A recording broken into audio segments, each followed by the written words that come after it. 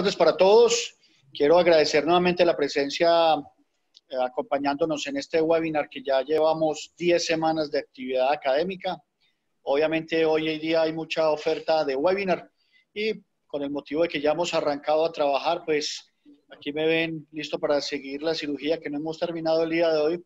Por eso le he pedido el favor a mi alumno y compañero de trabajo hoy en día, el doctor Anderson Pérez, quien va a coordinar la reunión para yo poder solamente estar atento y escuchar a los excelentes conferencistas. Doctor Anderson, bien pueda, tiene usted entonces el mando de la charla. Adelante. Ok, muy bien. Buenas tardes a todos. Bueno, hoy tengo la fortuna de presentar a estos dos doctores. Por lo menos conozco a uno de ellos y me siento pues honrado de presentarlo hoy en esta charla. Entonces vamos a presentar hoy el tema de cáncer de ovario, la importancia de la cirugía del tratamiento oportuno. Un segundo, vamos a colocar para que todos los participantes que entren queden en silencio. Y ahora no me parece. 150 pruebas. Ya estamos con más. Ok. Bueno, vamos a comenzar presentando al doctor René Pareja. El doctor René Pareja es ginecólogo-oncólogo de la Universidad Pontificia Javeriana. Él trabaja actualmente en la Clínica Astorga en Medellín y en el Hospital General de Medellín. También es ginecólogo-oncólogo en el Instituto Nacional de Cancerología en la ciudad de Bogotá. Él es revisor para 18 revistas de la especialidad de ginecología y es actualmente miembro del board editorial del Journal de Ginecología Mínimamente Invasiva. Es editor asociado del International Journal of Gynecological Cancer.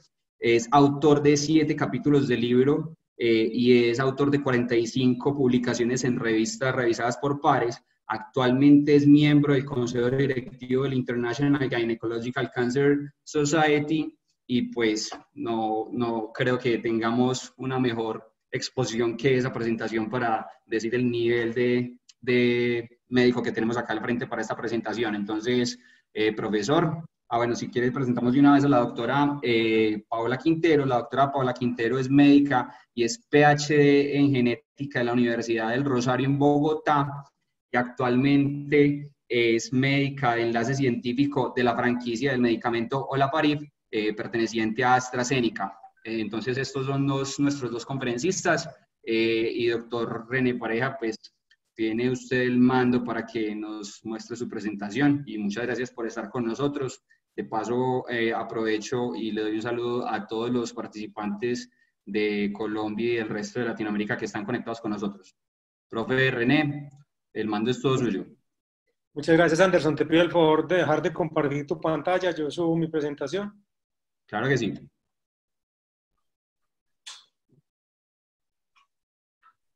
Muchas gracias a FECOLSOC por esta oportunidad. Muchas gracias a la Casa Farmacéutica que hace posible esta presentación el día de hoy.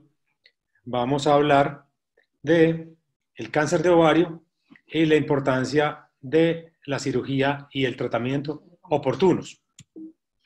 Debo declarar mi conflicto de intereses, recibo unos honorarios por hablar en esta presentación. No voy a hacer referencia a ningún producto farmacológico, vamos a hablar solamente del enfoque quirúrgico. Vamos a hablar de algo de las generalidades del cáncer de ovario, generalidades de la masa anexial, cuál es el problema de operar un cáncer de ovario de manera inadvertida. Vamos a hacer algunas precisiones acerca del cáncer de ovario temprano, del cáncer de ovario avanzado, la diferencia que puede hacer el ginecólogo o oncólogo en el resultado cuando lo maneja, qué puedo hacer yo como ginecólogo para una paciente con cáncer de ovario, que es un asunto que preocupa a la mayoría de los ginecólogos. ¿Cuándo debo remitir las pacientes y cuáles sí debe operar el ginecólogo? Entonces, en el mundo ocurren más de 200.000 casos de cáncer de ovario por año, se mueren 140.000 mujeres, tiene una alta letalidad. En Estados Unidos son más de 20.000 y se mueren 15.000, y en Colombia son casi 1.500 y se mueren casi 800 mujeres. Desafortunadamente, en estado avanzado, la supervivencia en estadio tardío está es inferior al 30%. Cuando son estados tempranos es superior al 90%.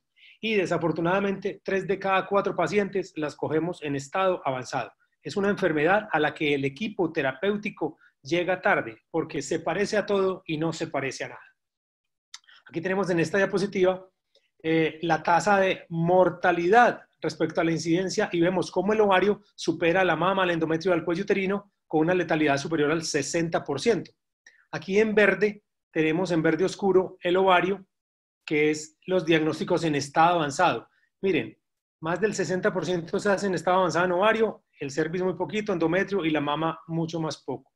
Y este es el porcentaje de supervivencia en cáncer de ovario cuando el diagnóstico se hace localizado, 90%, pero cuando se hace con enfermedad a distancia, como se diagnostican la mayoría, ronda el 30%, como les dije anteriormente. O sea, estamos ante el tumor más dañino, más letal de los de la ginecología oncológica. Por el contrario, su diagnóstico diferencial, que es la masa anexial, es la cuarta causa de hospitalización por enfermedad ginecológica. 90% considerándolas todas son benignas, o sea que 90% de la masa anexial podría ser manejada por el ginecólogo y no necesitaría un ginecólogo oncólogo. Y sobre eso vamos a hacer énfasis a lo largo de la presentación.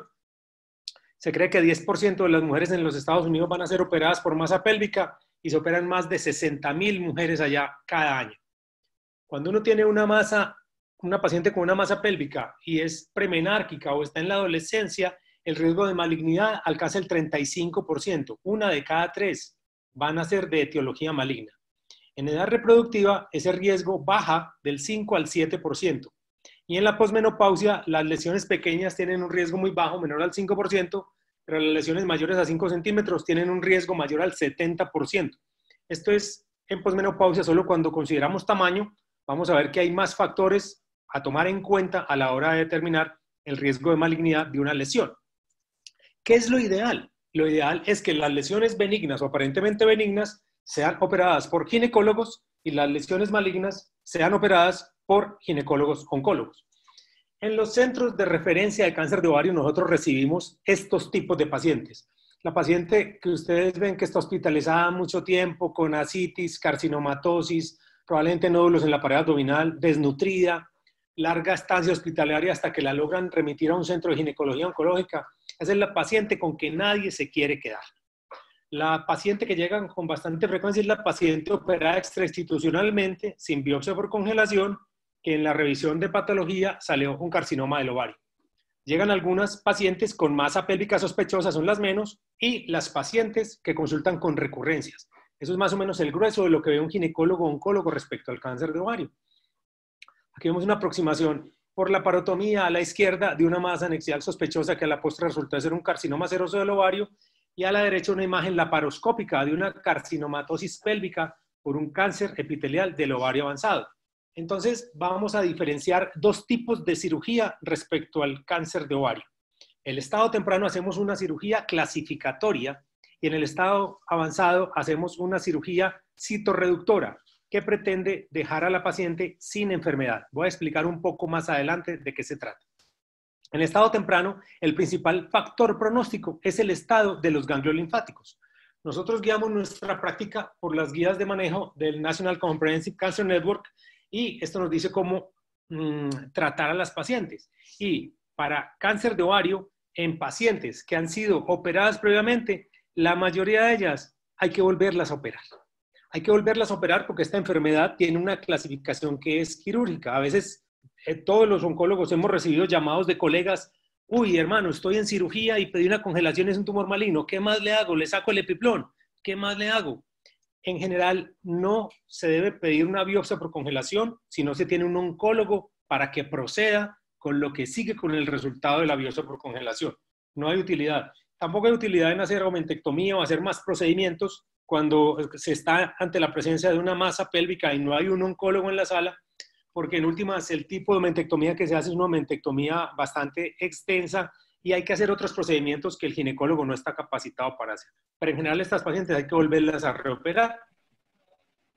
Y aquí dice de la necesidad de hacer linfadenectomía pélvica bilateral, porque hasta el 15% tienen metástasis contralaterales, y siempre para aórtica, ojalá hasta la renal. básicamente en estado temprano debemos hacer un lavado pélvico si no hay ascitis, citología de cúpulas diafragmáticas y de goteras parietocólicas, la tumorectomía, que incluye siempre la trompa ipsilateral. Esto no es una oforectomía, porque una oforectomía es la resección de un ovario sano. La tumorectomía es cuando quitamos tumores. La histerectomía, la anexectomía contralateral o mentectomía con propósito oncológico va de punta a punta. Linfadenectomía pélvica bilateral, linfadenectomía paraórtica hasta la renal izquierda y apendicectomía, que aún es interrogada. No tiene mucha discusión en los tumores mucinosos. Esta es una tabla que nos muestra cuando la enfermedad está limitada al ovario, las metástasis son hasta el 16%, pero cuando hay difusión a la pelvis, cuando es un estado 2, hasta el 30%, cuando está en el abdomen, casi el 70%. Y en esta revisión que salió acerca del compromiso metastásico en los cánceres de ovario estado 1 y 2, nos muestra que en general las metástasis se producen a los ganglios linfáticos en el 14%, pueden ser tan altas como el 30%. Las metástasis solo en los ganglios paraórticos, hasta la mitad de las pacientes. 50% van a tener metástasis solo en los paraórticos, pero eso puede subir hasta el 85%. Solo pélvicos, el 20%, pero puede subir hasta el 50%. Y pélvico y paraórtico puede ser alrededor del 30%, pero puede subir hasta más del 60%. Esto es importante porque ya les dije que este es el principal factor pronóstico de cómo la va a ir a la paciente. Los carcinomas serosos hacen alrededor de 20% de metástasis, los indiferenciados casi 30% y los mucinosos casi no hacen metástasis. Hay unas pautas de manejo de tumor mucinoso que dependiendo del patrón de infiltración se hace una linfadenectomía, pero no voy a hablar de eso porque está lejos del propósito de esta conferencia. Entonces, una incidencia de metástasis ganglionares del 14, hay que hacer linfadenectomía pélvica y paraórtica de rutina en estas pacientes. La paraórtica hay que hacerla habitualmente hasta la vena renal izquierda. Esto es un aspecto de cómo queda una linfadenectomía paraórtica. Aquí estoy señalando en el lado izquierdo, se ve la grasa gerota, el uréter derecho y la vena renal izquierda pasando por encima de la cava. Vemos salir la mesentérica inferior y por acá está el uréter del otro lado. Lo mismo acá, el riñón está un poco más peladito y acá vemos un reparo de las referencias anatómicas. Vemos la cava con la renal pasando sobre la aorta. En rojo están la mesentérica inferior y una polar renal que sale hacia el lado derecho. En azul están las venas ováricas, la derecha llegando a la cava, la izquierda llegando a la vena renal. Y en blanco están los uréteres, el derecho y el izquierdo. Así debe quedar. Para hacer esta cirugía hay que tener un entrenamiento específico, no es del resorte, del ginecólogo, y por eso es que se necesita un oncólogo para poder hacer esta cirugía de esta manera, que se puede hacer por la laparotomía o se puede hacer por la laparoscopia cuando estamos restadificando pacientes. Estamos suspendiendo el peritoneo y podemos hacer la linfadenectomía hasta la renal también por la laparoscopia. Habitualmente se requieren incisiones grandes, hay que poner un separador. Hay que tener instrumental adecuado, no se puede hacer con los equipos de cirugía habituales, hay que tener instrumental vascular, unas pinzas específicas. Es muy bueno tener este retractor de Thompson que nos da una exposición completa de la cavidad abdominal y podemos hacer la cirugía como hay que hacerla. ¿Y por qué hacemos eso? Porque básicamente, de acuerdo a cómo nos dé la clasificación, vamos a mandar a la paciente a quimioterapia o no. Entonces vamos a dejar en observación las pacientes que estén en estado 1A o 1B y que sean grado 1 o 2 endometrioides. De resto a todas les vamos a dar quimioterapia. Por eso es que tenemos que verla. En estado avanzado varía un poco la cosa, porque en estado avanzado el factor pronóstico más importante es el volumen tumoral residual, el tumor que le queda a la paciente después de que yo la operé. Les he contado que 3 de 4 pacientes están desafortunadamente en estado avanzado y las guías de manejo de la NCCN dicen que pacientes cuando hay muy baja posibilidad de una citorreducción óptima, y citorreducción óptima es cuando dejo enfermedad residual tumoral menor a 1 centímetro. Lo ideal y lo que dice toda la literatura es que la debo dejar R0, o sea, que yo no vea tumor cuando concluí la cirugía. Entonces, esas pacientes, cuando yo no las voy a dejar sin enfermedad, les puedo tomar una biopsia, que puede ser por la laparoscopia, y mandarlas a quimioterapia neoadyuvante, 3 o 4 ciclos, y luego llevarlas a cirugía. Este es un artículo del Memorial Sloan, de Rob Bristow, es un metaanálisis que hizo en el 2012, fue el primero que hizo, luego sacó otro después, donde aparece esta gráfica que es clásica en la literatura de cáncer de ovario. Mientras yo más aumento la citorreducción en la paciente, más mejoran el periodo libre de enfermedad, y la sobrevida global. Eso está en estrecha relación y hay incontable literatura en la ginecología oncológica que demuestra lo mismo. Este es uno de los grupos más fuertes en el mundo de la citorreducción, que es el grupo del Memorial Sloan Kettering Cancer Center en Nueva York, liderado por el doctor Dennis Chi, donde tiene un artículo comparando un grupo donde hacía cirugía sin operar el abdomen superior, hasta el 99. Y luego el del 2001, cuando empezaron a operar el abdomen superior. Esta es una comparación retrospectiva. Y encuentra que cuando dejaban enfermedad residual menor a 1 centímetro, era el 80% de las veces cuando operaron el abdomen superior versus un poco más de la mitad con la cohorte histórica. El periodo libre de enfermedad a 5 años era 31% sobre 14% en favor de operar el abdomen superior. Y la sobrevida global a 5 años, casi el 50% contra el 35%. Y todo esto fue estadísticamente significativo. La conclusión de los autores fue que había que incorporar la cirugía del abdomen superior a la cirugía del cáncer de ovario. Obvio, el ginecólogo-oncólogo en general no tiene entrenamiento para operar el abdomen superior y entonces aparece el concepto de la multidisciplinariedad a la hora de manejar estas pacientes. No es el ginecólogo-oncólogo, el ginecólogo-oncólogo es el director de orquesta donde tiene otros personajes participando, como el cirujano hepatobiliar, cirujano de tórax, cirujano general, urólogo, unidad de cuidados intensivos, intensivista, rehabilitadores, nutrición, imágenes diagnósticas, etc.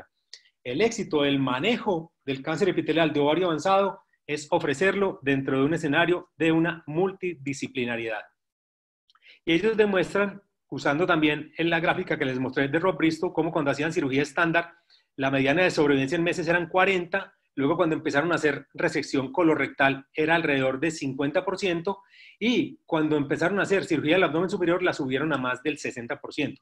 Debo mencionar que cuando manejamos pacientes con carcinoma epitelial de ovario avanzado, la resección intestinal, la exenteración posterior, las resecciones parciales de intestino ocurren en el 50% de los casos.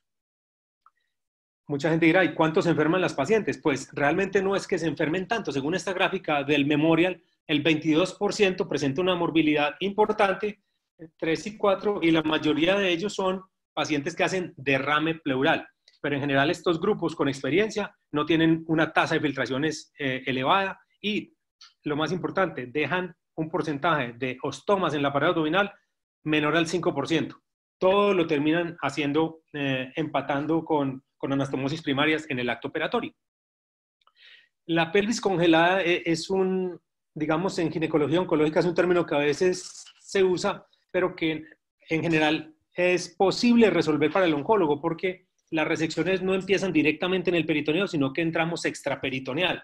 Entonces levantamos el peritoneo y levantamos todos los órganos que están en la pelvis. Obviamente se diseca la vejiga, se diseca todo el repliegue vesicuterino, se diseca el fondo de saco de Douglas, se separan los uréteres y al final el espécimen sale completo con todo el peritoneo, con toda la cáscara del peritoneo. Se puede hacer la peritonectomía pélvica. En general todos los ginecólogos oncólogos están entrenados en hacer peritonectomía pélvica. Digamos que la parte pélvica no es el factor más difícil de manejar cuando hacemos cirugía citorreductora de cáncer de ovario. Este es un espécimen de una paciente nuestra con una exenteración posterior que tenía un tumor allí y tocó quitarle parte del recto. Este lo que vemos habitualmente es el famoso mental cake, el epiplón completamente sembrado por enfermedad. Este es un espécimen de un aumento con un vaso que tocó quitarle a una paciente. Este es un espécimen también nuestro, donde hay una hemicolectomía derecha porque tenía el compromiso del intestino y se ve parte del ilion distal. Cuando uno decide hacer este tipo de cirugías es porque va a dejar a la paciente sin enfermedad. No hacemos este tipo de cirugías cuando vamos a dejar enfermedad residual. Hay maneras de hacer evaluaciones para saber cuándo vamos a poder hacer una resección completa y podernos embarcar en esto. Por nuestro cirujano a veces es necesario hacer este tipo de disecciones. Este es el pedículo hepático disecado con la arteria hepática, la vena porta, el cístico, el colédoco, se ve por acá abajo, que a veces es necesario entrar con cirujanos que puedan hacer este tipo de cosas. A veces tenemos este tipo de compromiso hepático, entonces hay que quitar parte del hígado, por eso hay que entrar con un cirujano hepatobiliar cuando vamos a dejar a la paciente sin enfermedad. El diafragma. Entre 30 y 50% de las pacientes tienen el diafragma de esta manera, sembrado completamente. Y entonces hay que hacer una peritonectomía diafragmática para dejar a la paciente sin enfermedad. Y ya está demostrado en la literatura que cuando se hace peritonectomía diafragmática, en asocio con toda la otra cirugía del resto del abdomen, las pacientes recaen menos y viven más, siempre y cuando queden con citorreducción óptima. Y este es del último metaanálisis de Bristow, donde en barras verdes están las pacientes. Estas son las medianas de sobrevida de las pacientes en las que no se dejó tumor residual, no gross residual. Esta es la mediana de sobrevida. En rojo es la mediana de sobrevida de las pacientes que se dejaron con un tumor entre 1 y 2 centímetros, y en azul las que se dejaron con tumor mayor de 2 centímetros. Entonces ven la clara diferencia de la importancia de dejar a la paciente sin enfermedad. Desafortunadamente, muchas veces dejar a la paciente sin enfermedad no tiene que ver con las habilidades ni del cirujano ni del equipo, sino que tiene que ver más con la presentación clínica de la enfermedad en la paciente, porque hay cosas que definitivamente nadie puede operar. La terminología que usamos habitualmente es no gross residual, que nosotros la llamamos en español R0, residuo tumoral 1, que es cuando los focos quedan menores de 1 centímetro, y residuo tumoral voluminoso es cuando los focos van a quedar mayores de 1 centímetro. Da igual dejar focos mayores de 1 centímetro que de 5, de 7, de 9, de 11. La diferencia lo hace el centímetro, y la gran diferencia lo hace dejar a la paciente sin enfermedad residual. Para estadio avanzado tenemos algunas herramientas para seleccionar a cuáles pacientes vamos a operar con estas cirugías tan grandes o no. Algunos grupos funcionan basándose en imágenes, tienen radiólogos altamente entrenados, aplican el índice de carcinomatosis peritoneal y con eso definen. Y otros grupos usamos la laparoscopia, ideada por la doctora Ana Fagotti. Y el score de Fagotti evalúa por medio de una laparoscopia 7 áreas de la cavidad abdominal. Miramos el epiplón, si hay o no carcinomatosis peritoneal, si hay o no carcinomatosis diafragmática, si hay o no retracción del mesenterio, porque esto es una contraindicación absoluta para operar la paciente.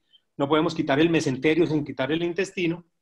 Infiltración intestinal, infiltración del estómago o metástasis superficiales hepáticas. El punto de conflicto entre los grupos quirúrgicos está la carcinomatosis peritoneal, porque hay grupos que operan la carcinomatosis peritoneal. Se pasan horas pelando el intestino con tijera, quitando todos los focos de carcinomatosis peritoneal que hay.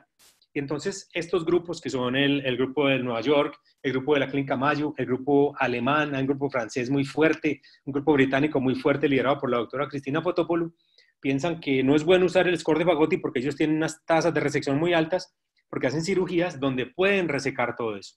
Entonces el score de Fagotti nos ha ayudado mucho. Este es un ejemplo. Aquí está el epiplón, aquí está la carcinomatosis pélvica, la carcinomatosis abdominal. Esta es la carcinomatosis intestinal, esta figura D1, pues esto no lo puede operar nadie. Esta paciente, por la distribución de la enfermedad, uno debe tomar una biopsia y darle quimioterapia no adyuvante porque la enfermedad ya tiene un mal pronóstico desde que ha sido diagnosticada. Carcinomatosis intestinal, estómago y metástasis superficiales hepáticas. Yo les voy a mostrar un caso clínico de cómo es una paciente en el mundo real manejada por un equipo entrenado en este tipo de cirugías. Esta señora tiene 47 años, previamente sana, 3 meses de molestias intestinales vagas. En la ecografía había una masa pélvica izquierda de 8 centímetros sospechosa. En la tomografía CT, uno mental cake y el CA125 estaba en 600. Ahí está bola de diagnóstico de un cáncer epitelial del ovario. La vimos por allá en abril del 2016 con un funcional, un examen físico concordante, las endoscopias negativas, y se llevó a la laparoscopia el 27 de abril del 2016. Esto fue lo que encontramos. Hay ascitis, todo lo blanco que ven ustedes son siembras. Esta es la lesión pélvica y una masa izquierda, la ascitis hemorrágica y todas esas siembras en el peritoneo pélvico y en el peritoneo de la pared abdominal. Muy probablemente cualquiera de mis profesores en el cancerológico en el año 2000 hubiera dicho, ciérrela, porque aquí no hay nada más para hacer, hagamos una biopsia y ya. Ese era el manejo que dábamos hasta hace algunos años. Sin embargo, el score de Fagotti nos permite predecir que vamos a poder quitar esto o no. Miren el compromiso grande del peritoneo que tiene, está virtualmente infiltrado todo. Entonces tiene carcinomatosis peritoneal y carcinomatosis diafragmática. Allí llevamos 4 del score de Fagotti. Luego evaluamos las otras regiones. Estamos mirando aquí el hígado. No tiene metástasis superficiales hepáticas. No tiene metástasis en el estómago.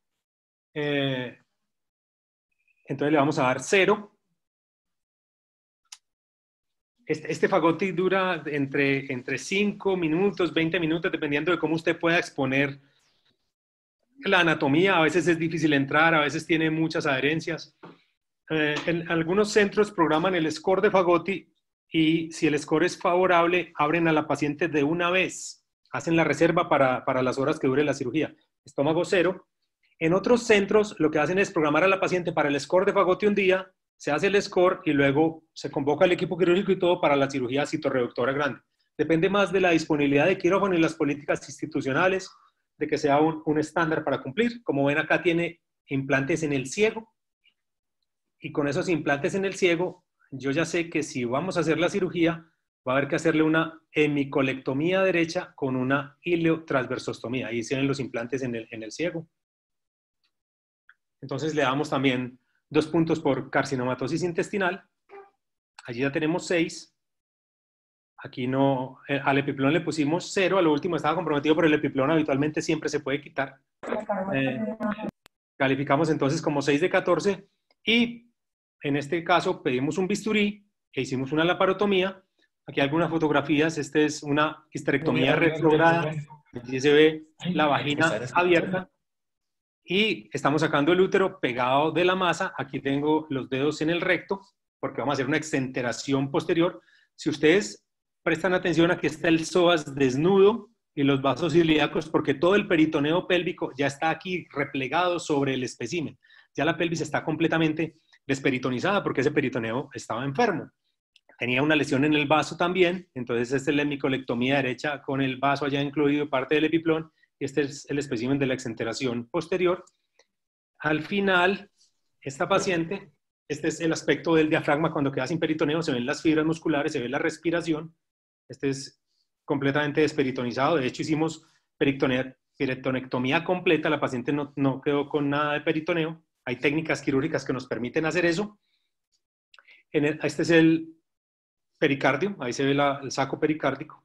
Corazón latiendo ahí detrás. En el lado izquierdo tenía una lesión transdiafragmática, razón por la cual tuvimos que entrar al tórax. Se pusieron unos puntos.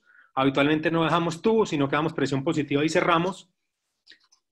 Y bueno, esto es ya la hemicolectomía derecha. Se va a hacer una iliotransversostomía con suturas mecánicas de la manera habitual.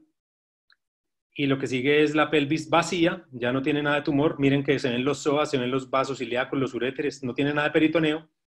Y vamos a hacer una sutura, una anastomosis de colorectal, aquí con el muñón, con una grapadora circular.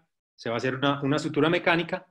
Esta paciente, después de hacerle todo esto, le dejamos una ileostomía que se le cerró a los 4 meses sin ningún inconveniente. Esta paciente quedó con una citorreducción R0, no se ve enfermedad residual. Estas cosas tan grandes, pues necesita, esta es la anastomosis ya hecha, sin ningún problema, no tuvo ninguna complicación en el posoperatorio. A esta paciente le hicimos entonces todas estas cirugías, histerectomía, tumorectomía, peritonectomía pélvica, proctectomía, anastomosis terminal de recto alto, la peritonectomía, la micolectomía derecha y la otra, etcétera. Todo lo que ustedes ven ahí, no me voy a tener a leerlo. Fueron 10 horas del acto operatorio, sangró 700 centímetros, se le pusieron 2 unidades de glóbulos rojos empacados, estuvo 6 días de hospitalización, no estuvo en UCI.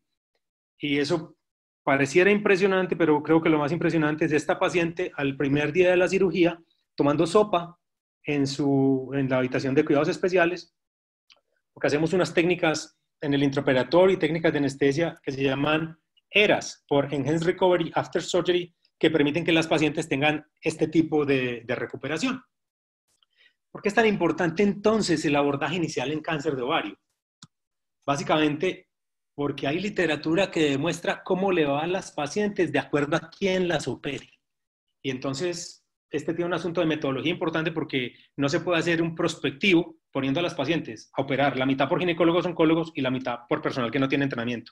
Entonces es basado en reportes básicamente retrospectivos y el porcentaje de estadiaje formal que se logra cuando lo opera el ginecólogo-oncólogo versus el ginecólogo puede ser casi del 47% contra el 15%, contra 0 el cirujano general que no tiene ningún interés en hacer esto.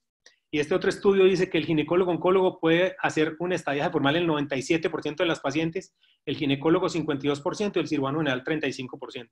Y en este otro reporte es 100 contra 28%. O sea, no, ¿quién hace el mejor estrategia formal? El que está entrenado, el ginecólogo oncólogo. Y este habla de referencias respecto a la sobrevida en carcinoma epitelial del ovario avanzado respecto a quién opere. Y cuando opera el ginecólogo oncólogo, las medianas de sobrevida pueden ser 35 meses, comparado con 17 meses de los otros especialistas, o 21 meses comparado con 12, o 27% comparado con 19%. O sea, siempre la estadística está a favor del especialista entrenado, porque esto se correlaciona con lo que viven las pacientes. Y lo mismo con el porcentaje de citorreducción óptima a la hora de dejar enfermedad residual en la paciente.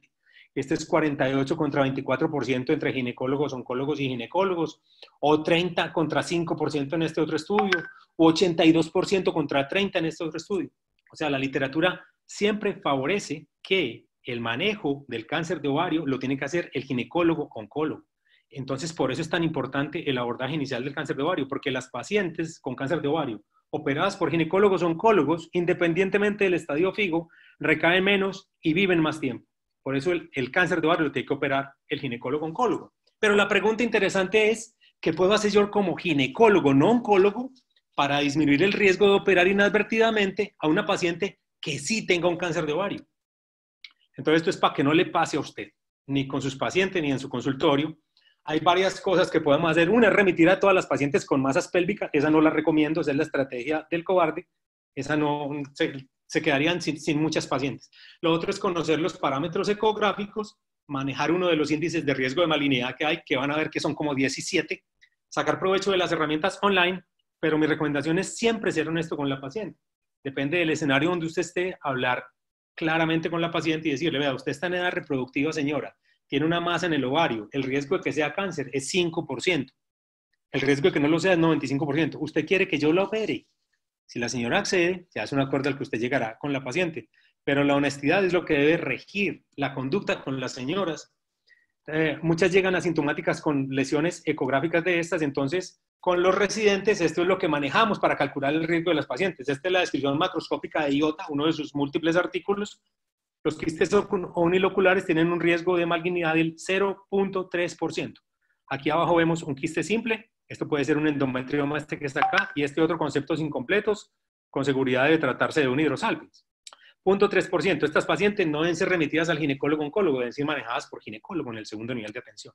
Los multilobulados, que creo que son la apariencia ecográfica más frecuente. El riesgo de malignidad es apenas 3%. Estoy hablando solamente de morfología, no le estoy poniendo tamaño, porque si esto mide 4 centímetros, probablemente el riesgo de malignidad sea este, pero si esto mide 37 centímetros y llega hasta el diafragma, ese paciente es para remitir a ginecología oncológica. Estoy hablando de ecografía pélvica nomás. Entonces, multilocular 3%, estas pacientes deberían ser manejadas por ginecólogo. El unilocular y sólido, solamente por esta apariencia, el riesgo de malignidad es del 30%. Y la malignidad está dada básicamente por tumor borderline, que es un tumor que a la postre termina portándose más como benigno. Sin embargo, pueden ser o teratomas quísticos maduros o tumor borderline. Aquí la malignidad es 30%. Los que son sólidos, la malignidad es 40%. Y los que son multilobulados y sólidos, que es la apariencia ecográfica más maluquita, tiene una malignidad del 70%. Entonces, la mnemotecnia es muy fácil. 0.3, 3, 30, 40 y 70. Con eso, uno podría defenderse la consulta ginecológica respecto a qué remite y qué no remite donde el ginecólogo oncólogo. No lo hemos examinado, no hemos hecho marcadores tumorales, pero solo con esto uno podría defenderse. El primer índice de riesgo de malignidad fue publicado por Jacobs en 1990, eso fue hace ya 30 años. Son las características del ultrasonido por el estado menopáusico, por el valor absoluto del CA125. Esto tiene 3 modificaciones adicionales. La sensibilidad en general varía entre 90 y 70%, la especificidad entre 77 y 98%. Es un poco más complicado que otros. Este me gusta mucho, que es el Simple Rules de la colaboración de IOTA. Este publicado en el 2008, con una sensibilidad del 95% y una especificidad del 91%. Entonces, se consideran lesiones benignas las que tienen más de un hallazgo de benignidad sin malignidad. Y aquí están las reglas de la benignidad. Quistes uniloculares, presencia de componente sólido menos de 7 milímetros, presencia de sombra acústica, tumor menor a 10 centímetros de diámetro y sin flujo sanguíneo. Estos son los hallazgos de benignidad. Uno de ellos. Listo. Las M-Rules, que son las de malignidad, más de 1 de malignidad sin benignidad. Tumor sólido irregular, ascitis, al menos 4 estructuras papilares, tumor creciendo de manera irregular más de 10 centímetros y flujo, bastante flujo. Hay una categoría indeterminada, es cuando se mezclan los M y las B. Hay otras maneras de calcular el riesgo, que son el R1, el R2, el LADNEX, que les voy a hablar del LADNEX enseguida. En general, hay, para darle gusto a mucha gente, está el GRADS, haciendo un paralelo a lo que se usa en mama. Se califican como 2, 3 y GRADS 4, 5 remitir al ginecólogo-oncólogo. Esto no es muy popular. El ROMA, que usa mediciones del antígeno epididimario humano, el CA125, y el estatus menopáusico o no de la paciente. El OVA1 mide otros 5 marcadores. En este metaanálisis las comparan todas esas técnicas. Miren, estas son todas las técnicas que hay. Son más de 17 algoritmos. Para ellos, el IOTA, Simple Rules y el LR2 son los mejores test de predicción de malignidad. Sin embargo, si usted maneja uno solo y lo maneja bien, no tiene ningún problema. También puede acceder al App Store si tiene un iPhone o el de Samsung, el Play Store, y conseguir el IOTA ADNEX, que el IOTA ADNEX creo que está valiendo como $40, y usted puede meter esta información en el teléfono celular en vivo con la paciente ahí, si tiene información del CA125 y tiene un ecógrafo. Le pide la edad de la paciente, si está en un centro oncológico o no, cuánto mide el diámetro máximo de la lesión, cuánto mide la parte sólida más grande, si tiene uno más de 10 lóculos, si tiene papilas o no, si tiene sombra acústica o no, cuánto está el CA125 y si tiene ascitis o no, y le da Enter. Y esto le calcula el riesgo de cáncer metastásico al ovario, el riesgo de cáncer de ovario estadio 2 a 4, el riesgo de cáncer de ovario estadio 1, el riesgo de tumor borderline y el riesgo global de malignidad. Una pregunta que me hacen con alguna frecuencia es, ¿con cuánto riesgo de malignidad yo tengo que remitir a mi paciente? Pues eso es un ejercicio personal.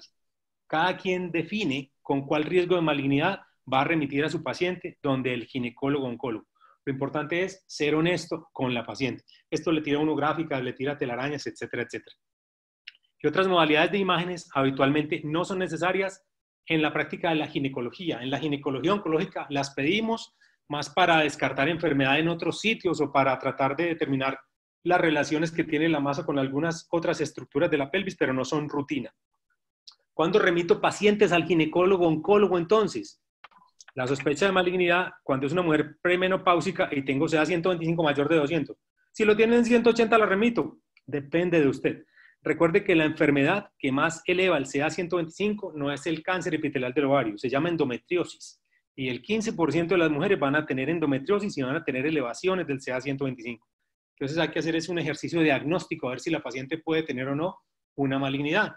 Cuando la paciente tiene ascitis, cuando hay evidencia de enfermedad abdominal o metástasis a distancia, o cuando hay una historia familiar de cáncer de ovario o cáncer de mama.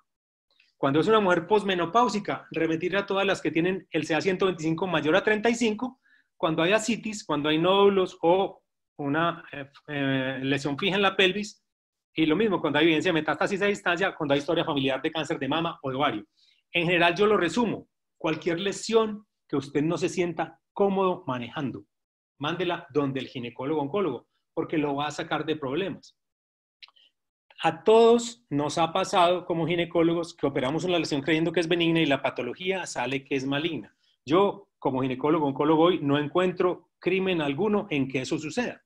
Lo que sí hay que hacer es un ejercicio diagnóstico juicioso para tratar de no tener que operar a las señoras 2 veces, porque 2 cirugías sí es muy maluco hacérselas a cualquier persona. Entonces, ya para terminar, la masa anexial es un motivo de consulta frecuente en la ginecología.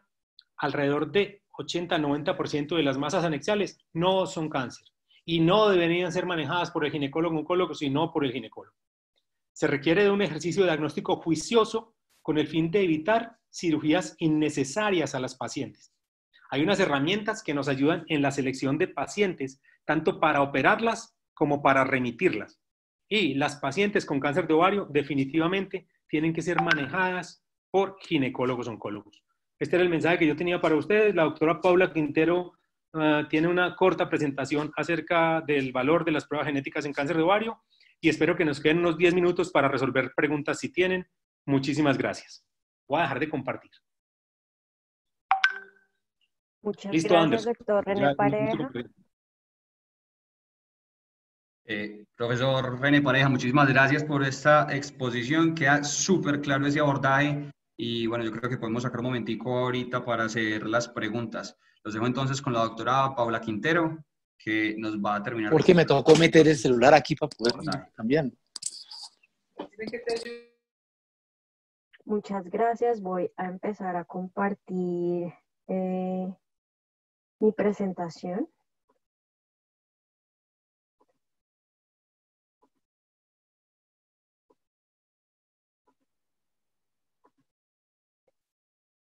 Me avisan, por favor, si la pueden ver. Perfecto, doctora, se ve, colóquelo en modo, en modo exposición. Eso, perfecto, doctora, ya es todo suyo el mando. Bueno, muchísimas gracias por la invitación y gracias al doctor Pareja por darme este espacio. Les voy a dar un enfoque sobre las pruebas genéticas en los pacientes con cáncer de ovario, haciendo énfasis en los nuevos tratamientos target que se están usando en estos pacientes, dependiendo del perfil mutacional que puedan tener. Mi declaración de conflicto de interés es que soy, como ya lo decían en la presentación, soy la médica de enlace científico para oncología de la mujer de AstraZeneca.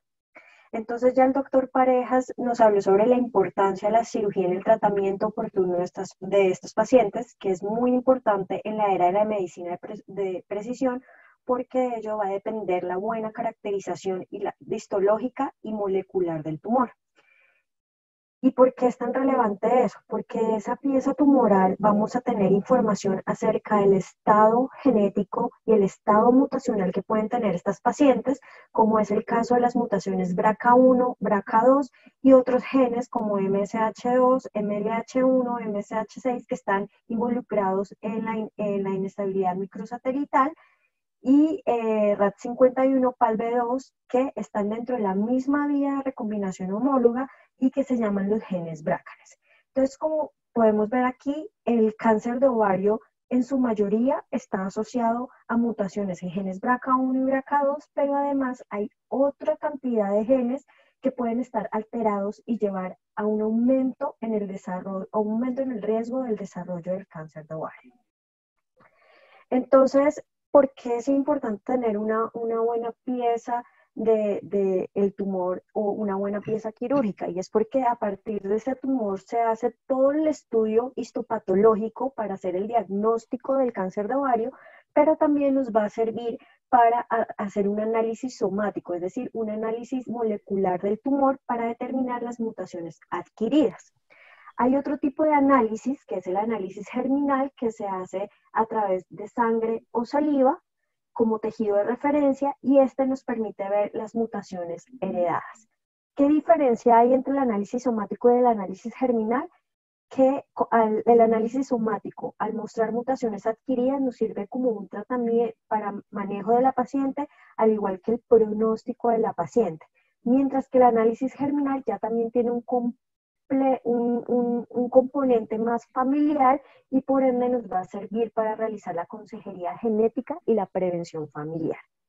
Entonces, es importante tener en cuenta unos aspectos de los pacientes como la edad. Sabemos que las pacientes que tienen un desarrollo temprano de la enfermedad pueden tener un componente familiar, mientras que las pacientes que desarrollan la enfermedad en edad tardía pueden tener más un componente de análisis somático. También está la intención de tener hijos, entonces el análisis germinal ayuda, por ejemplo, a que en caso de que las pacientes tengan hijos, poder determinar si esos hijos están a un riesgo mayor de desarrollar cáncer de ovario en el futuro.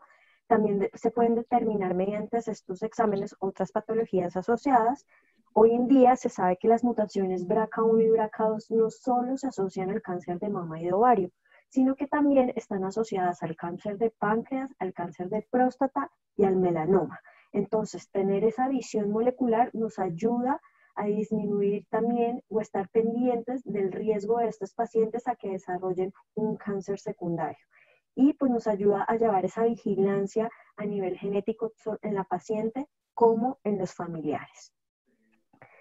Entonces, ¿Qué son las mutaciones germinales y qué son las mutaciones somáticas? Las mutaciones germinales son mutaciones heredadas y heredables que se presentan en todas las células del cuerpo. Por eso el examen se puede hacer por medio de la sangre o de la saliva o de cualquier otro fluido del cuerpo. Con estas mutaciones aumenta la probabilidad de desarrollar el cáncer de ovario, y en cuanto a las somáticas, estas mutaciones están involucradas en la transformación patológica de las células normales cancerosas, no son heredables, que es lo opuesto a...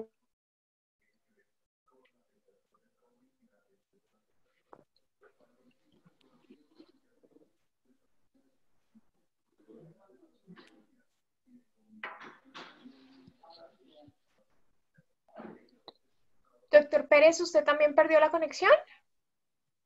Sí, no estamos viendo, no estamos escuchando a la doctora, solo se ve la pantalla que está compartida. Deme un segundo, ya le marco a ver si algo pasó. Listo. Espéreme un segundo.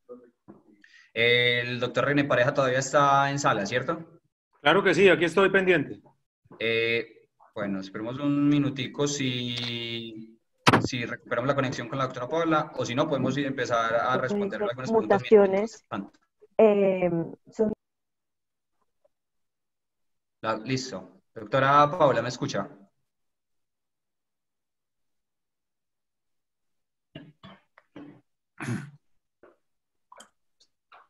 Doctora, la perdimos por los últimos 2 minuticos.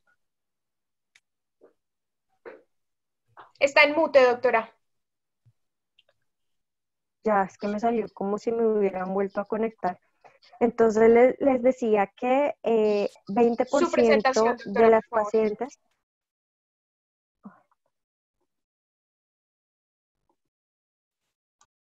Qué pena. ¿Ahí ya la están viendo? Sí, perfecto, doctora, gracias. Sí, claro. Entonces les estaba comentando que aproximadamente 20% de las mutaciones BRCA1 y BRCA2 se encuentran en el cáncer epitelial seroso de alto grado, y de ese 20% aproximadamente 16 son mutaciones heredables, germinales, y hasta un 8% pueden ser mutaciones somáticas. Y ahí es la importancia de realizar tanto la prueba germinal como la prueba somática para tener el total de la población y no dejar de lado algunas pacientes que se pueden beneficiar no solo de tratamientos target, sino también de la quimioterapia. Entonces, ¿qué nos dicen las guías sobre el análisis BRCA en estas pacientes? Nos dice que deben testearse todas las pacientes pues, que tengan historia familiar, ya sea de cáncer de mama, de cáncer de próstata, de cáncer de páncreas, pero además nos dice que todas las pacientes deberían ser testeadas a nivel somático, es decir, a nivel del tumor, cuando la prueba germinal dio negativa. Porque recordemos que aunque la prueba germinal es negativa, puede que el tumor sí tenga mutaciones, y ahí es cuando necesitamos ese tejido.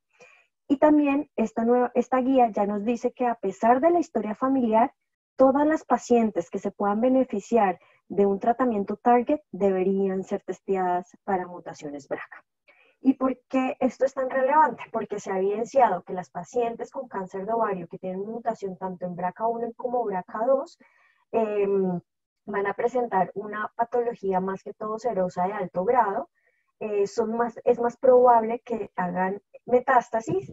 Además, son más sensibles a la quimioterapia con platinos, al igual que con la terapia con PLD, taxanos e inhibidores PARP. Y en cuanto al beneficio clínico, se ha visto que estas pacientes, al responder mucho mejor a las quimioterapias, entonces tienen una mayor sobrevida libre de progresión, y al igual que una mayor sobrevida global. ¿Y en qué consiste la terapia target en estas pacientes? Entonces acá traigo un ejemplo de unos ratoncitos donde nosotros tenemos un BRCA. El BRCA es un gen que codifica para una proteína que actúa en la reparación por recombinación homóloga, es decir, cuando hay un daño de doble cadena. Y el PARP es una proteína que actúa en otro sistema de reparación, que es el de excisión de bases. La célula siempre va a buscar el mecanismo de reparación más fiable. Entonces, en este caso, se va a ir por el de reparación por recombinación homóloga, que es donde actúa el BRCA. Entonces, cuando el BRCA está funcionando bien y el PARP está funcionando bien, no hay problema y la célula puede continuar y actúa como si no hubiera nada. Cuando el BRCA está mutado, pues entonces la célula lo que hace es buscar otra forma de poder reparar ese daño y ahí es donde se va al PARP. Y así la célula tumoral puede seguir proliferando porque puede contrarrestar ese daño. ¿Qué pasa cuando tengo un PARP mutado? Pues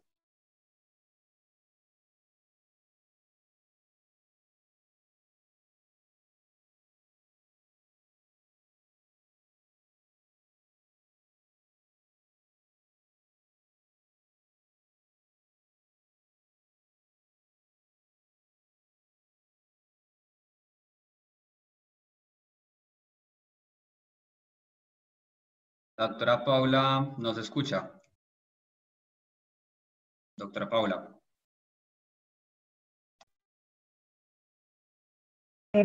para poder llegar a la apoptosis celular. Doctora, Y esto qué pena. Tenemos perdido el audio de los últimos 30-45 segundos. ¿En dónde se quedaron, perdón? Estás empezando a explicar cuando se había mutado el PARP. Ok. Entonces, lo que estaba diciendo era que en el mecanismo normal, la célula busca una vía de reparación que es la más confiable, en este caso donde actúa el BRCA, que es la de reparación por recombinación homóloga, y cuando esta falla, entonces busca la siguiente vía más importante, que es la excisión de bases. Entonces, cuando las dos vías están bien, la célula tumoral puede seguir proliferando. Cuando hay una mutación en el PAR, la célula igual prolifera porque el BRCA puede contrarrestar ese daño. Cuando tenemos una mutación en BRCA, esa proteína PAR puede reparar ese daño porque es la segunda vía de reparación que usa la célula. Pero cuando ya tengo una mutación a nivel de BRCA y además inhibo el PAR, ya la célula se queda sin opciones y lo que hace es llevar a la apoptosis, que es lo que se conoce como la letalidad sintética. Cuando la célula usa dos mecanismos de reparación o inhibe dos mecanismos de reparación para generar la apoptosis celular, y esta es la forma como actúan los inhibidores PAR y son como terapias blanco para las pacientes que tienen mutaciones BRCA, porque por la mutación la vía de recombinación homóloga no me funciona bien y además tengo inhibido el PARP. Entonces, esta es la importancia de realizar ese testeo o ese análisis de mutaciones BRCA en estas pacientes con cáncer de ovario para que puedan ser elegibles a estos medicamentos target. Y no solo para los medicamentos target, sino que sabemos que a estas pacientes les va a ir mejor con la quimioterapia con platinos y taxanos. Muchas gracias. Qué pena por lo técnico y si quieren podemos continuar con las preguntas. Perfecto, doctora Paula, muchísimas gracias por su presentación. Tenemos también entonces en la sala todavía al doctor René Pareja, entonces podemos dar inicio a la sección de preguntas. Yo quería iniciar entonces con unas preguntas que son como básicas y que si nos le responde el doctor René Pareja seguramente nos va a quedar mucho más claro porque es algo que hemos leído y hemos revisado 1000 veces, pero una vez te lo dicen de forma clara, probablemente se nos fije mucho más fácil. El profe René Pareja me escucha perfecto, ¿cierto? Sí, señor. Profe, básico y puntual. ¿Qué haríamos nosotros como ginecólogos o ginecólogos endoscopistas en el caso de que estemos operando a una paciente y nos encontremos de forma inadvertida una masa sospechosa de malignidad? ¿Cuál es el paso a seguir? Si la paciente no fue consentida, hay que buscar un familiar y que haga el consentimiento de la paciente. Y si la masa es sospechosa, hay que quitar la masa. Sin hacer nada más. Describir muy bien las características de la masa, describir muy bien cualquier otro hallazgo de la cavidad, si tiene algún implante, si tiene una ascitis, las características, etcétera. Y no intentar hacer más y ya dejar para el diagnóstico en parafina. Esa es como la conducta. Ok. Se vale no hacer nada más. Vi la masa, describo las características, no hago nada más y me retiro del acto quirúrgico. Se vale no tocar la masa, claro que sí, se vale no tocar la masa, describirla y sacar los tubos. En la laparoscopia es habitual que pase que no lleguen pacientes de ese tipo, que se encuentra una cosa que no se esperaba, simplemente haces una laparoscopia diagnóstica y nos la mandan. Es más difícil que pase después de la laparotomía, pero en la laparoscopia sí puede pasar antes. Claro, y de hecho es una opción importante dejar la masa quieta por el riesgo de ruptura, que hay que tener en cuenta, profe, en caso de que se rompa. ¿Por qué? ¿Qué puede pasar en caso de que se nos rompa una lesión? Buena pregunta, Anderson. En general, cuando la lesión se rompe, el estadio sube. Cuando es ruptura en el intraoperatorio, entonces el estadio sube y habitualmente a estas pacientes hay que darles quimioterapia. Cuando al final se miran los desenlaces oncológicos de esas pacientes, no les va más mal que el estadio que tenían antes de que la lesión se rompiera. Tiene mayor relevancia encontrar en el momento de la cirugía una lesión rota espontáneamente que romperla durante la extracción. Sin embargo, esto no es una patente de corso para romper toda la lesión que uno pueda. O sea, si uno va a manejar una lesión anexial, tiene que cumplir con los requisitos de manejar la lesión anexial, meterla en un endovac, aspirarla de manera segura. Es muy importante tratar de calcular en una laparoscopia si yo voy a ser capaz de sacar la masa o no. Porque si la respuesta es no, probablemente la laparoscopia no sea la vía de aproximación para esa paciente. Pero sí hay que tratar de no romper ninguna lesión. Profe, muchísimas gracias. Acá muchos de los que están en la sala presentes están dedicados a hacer ecografía. Entonces yo creo que es importante que el mismo ginecólogo-oncólogo nos dé una recomendación de qué no puede faltar en la descripción de una masa anexial, profe. Muchas gracias, Anderson. Es una pregunta bastante difícil porque como ves hay muchos criterios, muchas escalas, muchos puntajes. Yo como ginecólogo-oncólogo quiero ver el tamaño, quiero ver si hay o no ascitis, quiero ver las relaciones con la pared posterior del útero, con el fondo de saco de Douglas. Quiero ver si está con componente multilocular y sólido o es solo multilocular. Básicamente esas serían como las principales. Ves que no mencioné ni el Doppler, ves que no mencioné el grosor de los septos. Realmente son información que desde el punto de vista de la ginecología oncológica no es muy relevante.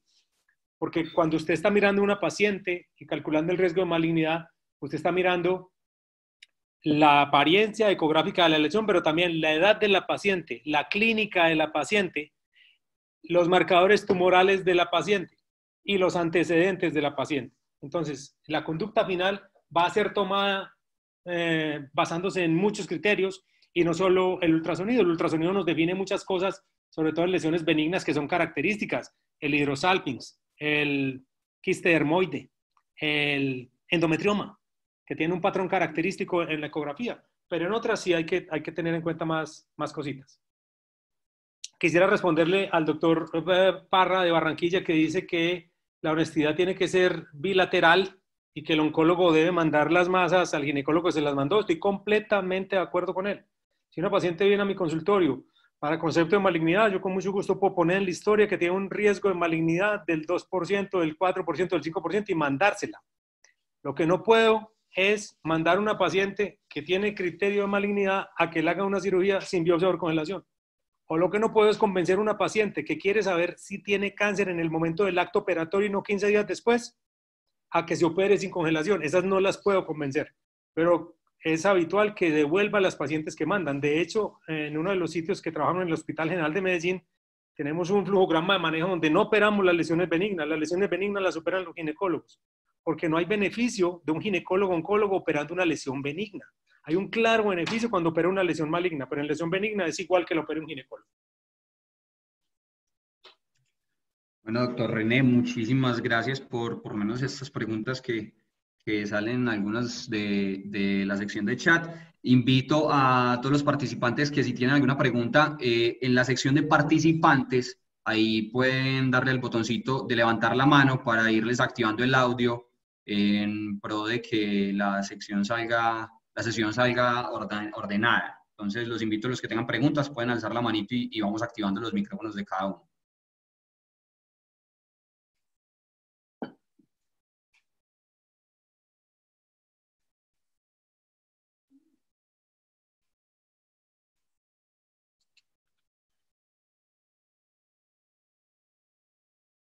Bueno, mientras van levantando la mano, por acá menciona el doctor Ubaldo Ortega que algunas EPS limitan la remisión al ginecólogo-oncólogo en el escenario de una paciente que tiene una alta sospecha de una patología oncológica y ginecológica, pero que todavía no tiene la biopsia.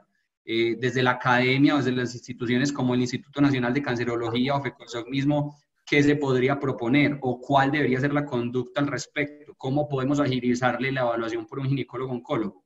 ¿O cuál es la opinión tuya, profe, en el caso de que todavía no tengamos una patología en la mano, pero que tenga una sospecha alta de que es un cáncer de ovario o un cáncer ginecológico?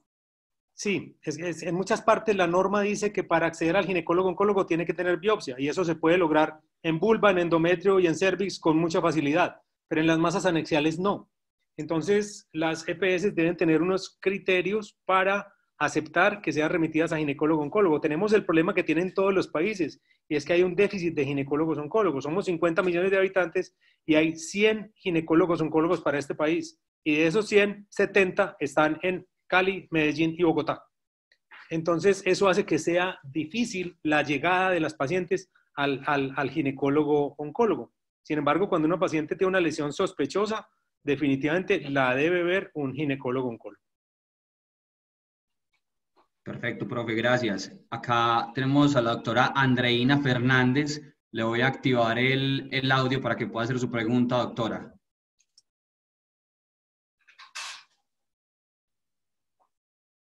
Listo, doctora, ya tiene el audio activado para que haga su pregunta. Andreina Fernández. Hola, muchas gracias. Buenas noches, saludos desde Venezuela. Quería hacerle, bueno, primero felicitar a ambos doctores, excelentes conferencias, pero tengo una pregunta para la doctora Paula.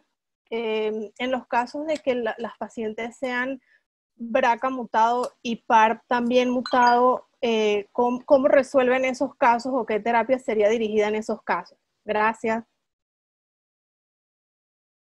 Bueno, en este caso, la mutación que se mira a nivel del tumor es el BRCA. Y el PARP, en realidad, en la imagen decía mutado, pero ahí lo que se hace es usar el inhibidor PARP. O sea, el inhibidor PARP es el que va a evitar que la proteína PARP ejerza su función. Entonces, en el caso de las pacientes con cáncer de ovario, lo ideal es realizar este análisis genético, ya sea en sangre o en tumor, para determinar el estado mutacional BRCA. Y cuando sabemos que la paciente tiene mutación BRCA, ahí ya sabemos que es candidata para estos tratamientos target y usar el inhibidor PARP para que la proteína no pueda funcionar bien y así la célula pueda llevar a apoptosis.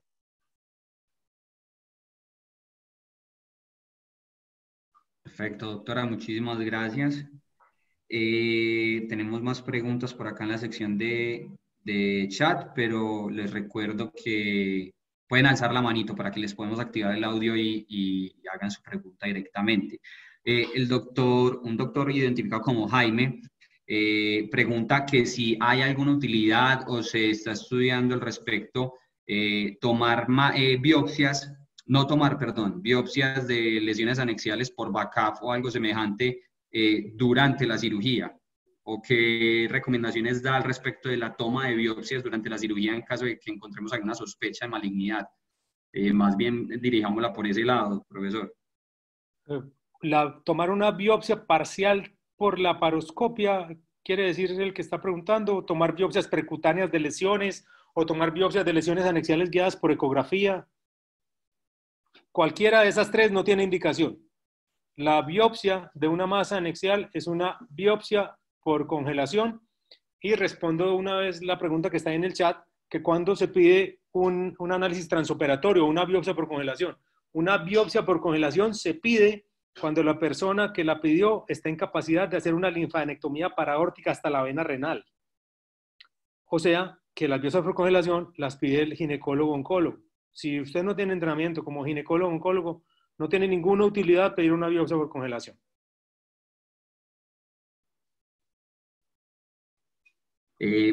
Profe René, preguntan sobre la utilidad o la comparación entre el CA125 y el antígeno epidimario humano 4. ¿Qué opción, qué recomendación o qué deberíamos hacer al respecto? Si se piden los dos, solo pedimos uno, ¿cuál es de mayor utilidad? Muy buena pregunta, muy buena pregunta. En general, el rendimiento del antígeno epidimario humano es mejor para tumores de ovario en estadio 1, pero no tiene diferencia en tumores de ovario avanzados. No se piden los dos ni se analizan por separado, vienen combinados en el ROMA, pero para tomar decisiones prácticas respecto a operar o a remitir a una paciente, yo creo que el CA125 es más que suficiente. Ahora, recordemos que no operamos niveles de CA125, operamos una paciente que tiene un nivel X de CA125 asociada a una masa de tales y tales características con estos hallazgos en el examen físico y con estos antecedentes en su historia personal. Entonces, hay que analizar más cosas más allá del marcador. Pero creo que con el CA125 es más que suficiente. Una pregunta que se hace con frecuencia es, ¿cuándo pido yo beta, HCG, antígeno carcinoembrionario, alfa-fetoproteína, dehidrogenasa láctica? En general, esos marcadores de tumor germinal los pedimos cuando estamos sospechando tumores germinales, o sea, en las edades de tumores germinales, menores de los 25 o los 30 años. Es frecuente ver que llegan pacientes de 60 y pico, 72 años con todos esos marcadores pedidos y realmente no está indicado. Cuando estoy tratando de estudiar un carcinoma epitelial del ovario, con el CA125 y dependiendo de la presentación y la sintomatología, con el antígeno carcinoembrionario es más que suficiente para enfocar a la paciente.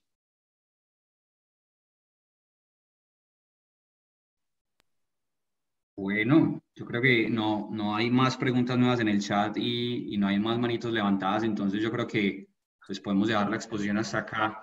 Profe, muchísimas gracias, pues queda muy claro, queda muy claro el abordaje y sobre todo la importancia, primero, de la sospecha clínica y del actuar bien como ginecólogos, de saber cuándo remitir, de saber que si no estamos cómodos con una lesión o no sabemos cómo estudiarla adicionalmente, pues entonces remitámosla para que sea manejada por el que la debe manejar, porque claramente impacta en la sobrevida de estas pacientes.